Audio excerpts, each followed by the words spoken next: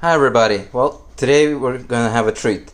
I'm going to unbox these LED under cabinet lights because I got tired of having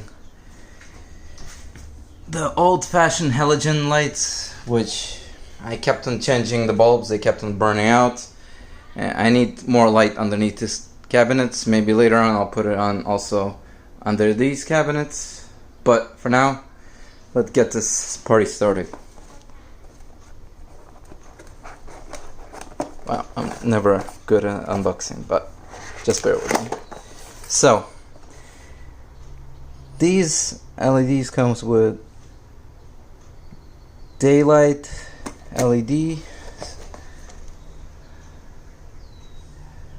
They have very good temperature range, 120 degree angle of light, that's pretty good. They're going to be connected to an outlet which is controlled by this switch. Unfortunately, right now I'm still going to change it this weekend, but it's not working right now. I'm going to rewire it, and finally I'll show you how they work after the whole project is done. So let's get right to it. I have 3 of these lights.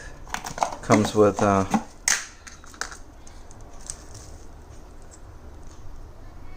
guessing this is a joint connector for power. They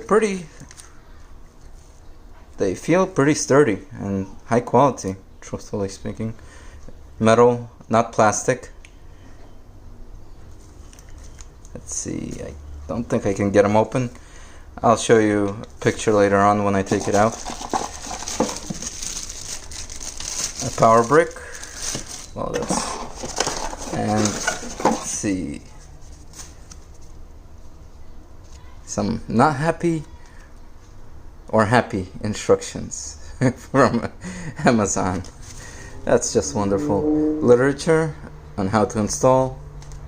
That's pretty much it. It should be pretty straightforward. Let's see. It's 12 volt 1 amp. So they don't use much electricity.